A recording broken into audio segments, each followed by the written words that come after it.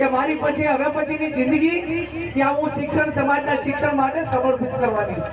અને એટલા માટે હું કહું છું કે કોઈક ને કોઈક વ્યક્તિએ ટાઈમ કાઢવો પડશે. એટલું હેલું નથી. અમે તરીવરથી મતા હતા અને તરીવર એ માંડ આટલે પહોંચાડ્યું છે. માંડ ભેગું કરે છે અને વળે બેરાઈ જાય છે. માંડ ભેગું કરે છે અને વળે બેરાઈ જાય છે.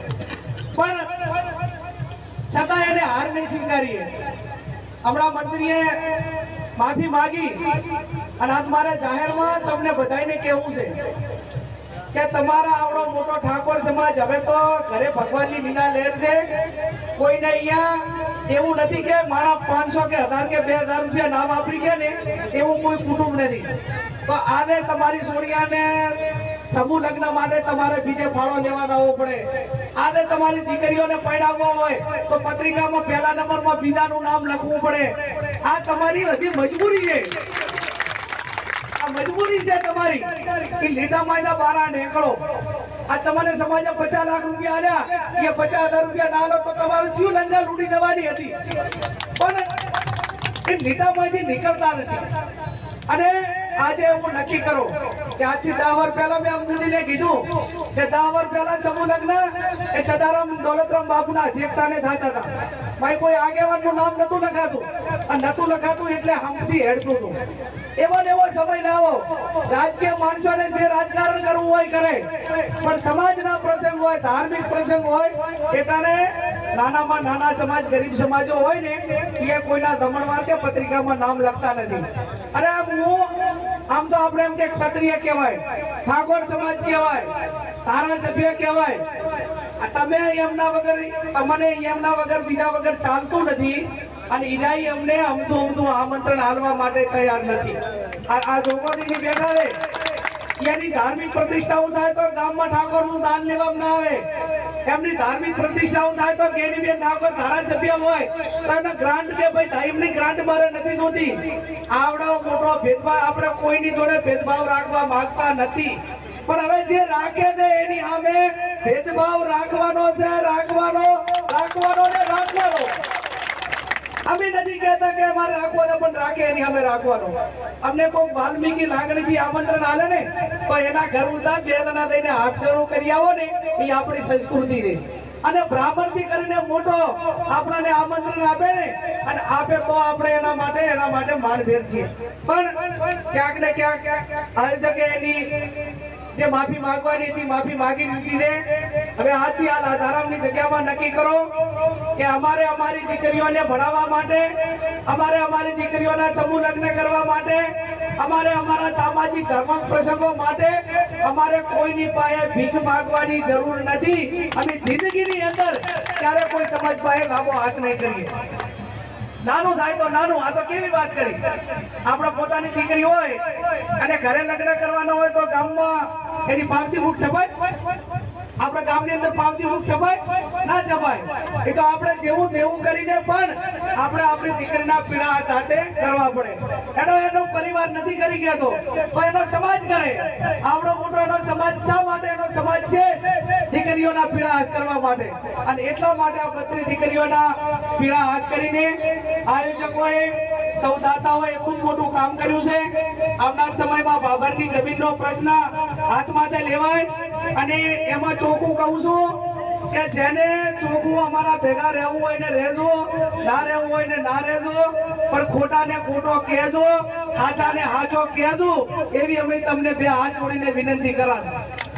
અને જ્યાં સુધી તમે ખોટા ને ખોટો નહીં કહો ત્યાં સુધી આનો રસ્તો નીકળવાનો નથી. ત્યારે આપ સૌને મારી 2 હાથ જોડીને વિનંતી કે આ સમૂહ લગ્નના જે હિસાબો હોય એ પારદર્શક આપજો. જ્યાં સમાજને જરૂર હોય ત્યાં સમાજના 5-25 જણા બોલાવજો. અને આ સમૂહ લગ્ન એ માત્ર 32 નહીં, પણ સમૂહ લગ્ન એ 200-300 સમૂહ લગ્ન થતા હતા. એને સમૂહ લગ્ન કહેવાય. આખો સમાજ એક મંચ ઉપર આવતો હતો એને સમૂહ લગ્ન કહેવાય. હવે આ સમૂહ લગ્ન એક નામના રહ્યા છે ત્યારે આખા સમાજના સમૂહ લગ્ન કઈ રીતે થઈ શકે કે આખો સમાજ ભેગો થાય ને અને કડું ભેગું થાય ને ત્યારે એને સમૂહ લગ્ન. અને હું તમને ચોખ્ખું કહું છું કે તમામ સમાજો રાજકારણ કરે છે તમારે ભાજપમાં સારું લાગે ભાજપમાં, કોંગ્રેસમાં, તમારા રાજકીય હિત જ્યાં હોય ત્યાં લો. આ બીજા સમાજો, જે સમાજોએ પ્રગતિ કરી એ સમાજો બધા પક્ષોની અંદર નહીં હોતા હોય. તમે બધા એકલા જ હો તો તમારે એકલાને જ કોંગ્રેસ હોય, તમારે એકલાને જ ભાજપ હોય, તમારા જ નેતા છે, બીજા કોઈ નેતા નથી. પણ બીજા સમાજના નેતાઓ એ રાજકારણ પૂરતું રાખે, સમાજનો આવે ને તારીનો ઈ સમાજનો થઈને આવે છે ને એટલા માટે સમાજોએ પ્રગતિ કરી. તમારે તો ના આનું નામ ને નહીં આવું ને કે પૈસા નહીં આવું, રહેવા દે ના હાલે. તમે તારા વગર જવું રહેવાનું હતું એમ. હવે 500 રૂપિયા એમ ના કે તમે મારા સમાજના આગેવાનને નહીં બોલાવો તો હું નહીં આવું, એવું ના કે. તમે બીજા ને બોલાવો તો હું નહીં આવું. એટલે પણ ભલે અમન ના બોલાયા, તું તેના માટે લડા દે, એટલે તમે કોઈ દાડો બોલાયો એના સમાજના પ્રસંગમાં, તો અમારું કામ નથી. તું નહીં આવી ભાઈ, સમજુ છી. તમને કોઈએ બોલાયા આજ સુધી કે હેડો આ ફલાણા સમાજના સમૂહને, કોઈ પણ સમાજના આજ સુધી ઠાકોર સમાજના કોઈ આગેવાનોને કોઈ પણ સમાજના સમૂહ લગ્નમાં કે બોલાયા હોય એવો મને દાખલો હાલજો. એટલે આપણે આપણા વાળા માટે જીત કરો. હું એમ કહું છું અમૃતિને આમંત્રણ નથી આપ્યું, કેમ અમૃતિને આમંત્રણ નથી આપ્યું, કેમ કેસાદીને આમંત્રણ નથી આપ્યું, કેમ દોલતરામ બાપુને આમંત્રણ નથી આપ્યું. આ બરોબર છે, પણ હું માનું ત્યાં સુધી તમામ સમાજો સાથે મળીને આખો સમાજ એ સમાજના પ્રસંગો કરે.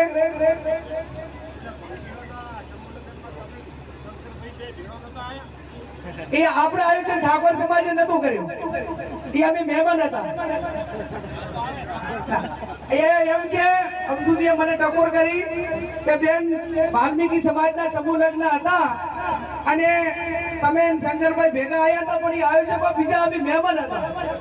અમે મહેમાનમાં ગમે એ રહીએ એમ બોલાવે એને ત્યાં. આ હું સમાજની વાત કરું છું.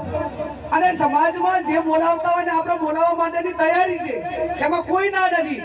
તમને અમે એમ નથી કહેતા કે અમને બોલાવે, અમને બોલાવે તો અમારે તો માથા માથે. પણ મારો કહેવાનો અર્થ એટલો જ છે કે સમાજને સ્વનિર્ભર બનાવવા માટેની જરૂર છે. સ્વનિર્ભર એટલે શા માટે કે તમે નાના મોટી લાલચ રાખો તો તમારે એને બોલાવવા પડે ને. કેડો અમને કઈ ગ્રાન્ટ આપશે કે કઈક મદદ કરશે કે કઈક નાના મોટું હોય તો આપણે એમને નથી તો બધા રાજકીય રીતે કે ગમે એ રીતે, પણ એ એટલા પૂરતું રાખો. જ્યારે સમાજનું હોય, સમૂહ લગ્નનું હોય, શૈક્ષણિક હોય, ધાર્મિક પ્રસંગો હોય, ત્યારે તમે તમારા બળ ઉપર કરો.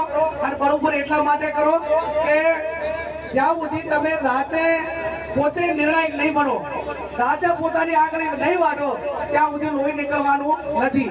અને એટલા માટે કરીને કહું છું, આ સમાજે જ્યારે તમે સમાજ વચ્ચે ગયા, હમણાં આપણી પ્રતિષ્ઠા કરી, આ 2 સમૂહ લગ્ન કર્યા, એના પહેલા અનેક પ્રસંગો કર્યા, અનેક વખત શિક્ષણમાં દાન આપ્યું. અને એટલા માટે કરીને હું વિનંતી કરું કે દીકરીઓને ભણવા માટે બાબર એ 9 થી 11 હાઈસ્કૂલ ચાલુ છે, રહેવાનું ભણવાનું મફતમાં છે. મારે આપ સૌને વડીલોને એટલી વિનંતી કરવાની છે કે તમારે તમારી દીકરીઓને સારી રીતે ભણાવવાની થતી હોય, બાબરની આપણી 2 હોસ્ટેલો હાઈસ્કૂલો છે, કમસે કમ ગામડામાંથી એ હાઈસ્કૂલે ઉતરે એવો તમે ભાડાની વ્યવસ્થા સાધનની કરાવો. નકે તમે ને ભણાવો તો ચાલશે, પણ તમારી 500 કે મહિને 200 રૂપિયા ભાડું ના ખર્ચવાના કારણે કોઈ એક ઘટના બને છે ત્યારે 100 કે 200 દીકરીઓ પર એની અસર પડે છે.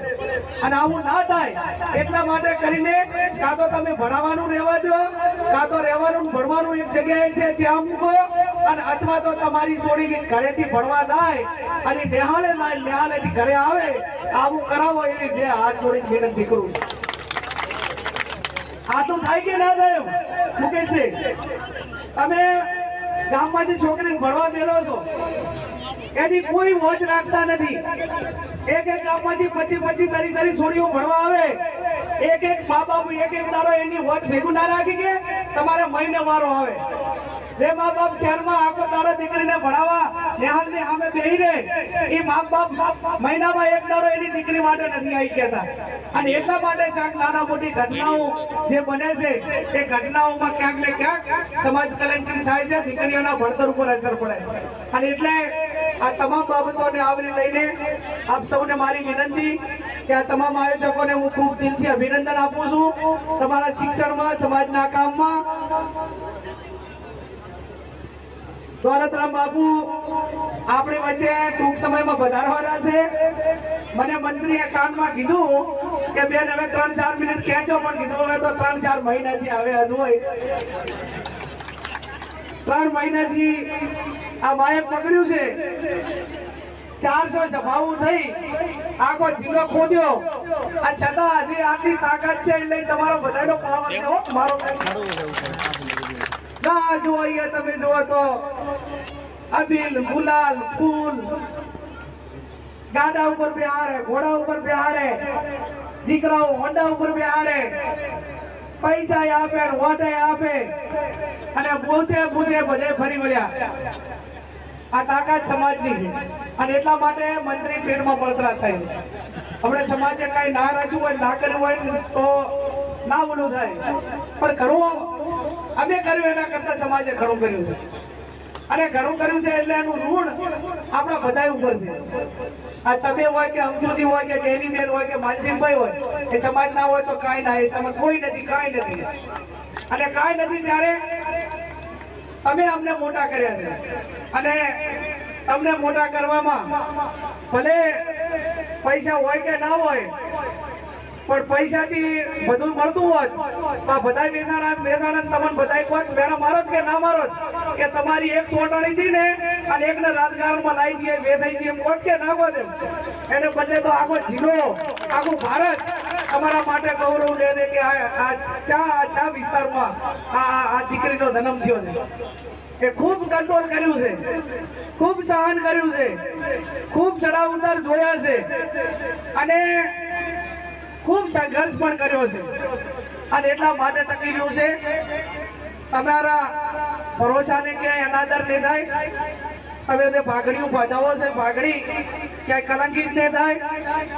એ ભાગડી આવનાર સમયની અંદર કોઈ બેન દીકરી એના નામે ગૌરવ લે કે અમે એક દીકરીને રાજકારણમાં લાવી હતી, એની આ પેઢી આટલી મજબૂત કરી દે એવું ગૌરવ કદાચ લેવું પડશે ને તો એમાં સંઘર્ષ કરવામાં, મજૂરી કરવામાં કે ઈમાનદારીમાં ક્યાંય બાકી નહીં રાખીએ એવી આપ સૌને હું બે હાથ જોડીને વિનંતી કરીને ભરોસો આપું છું.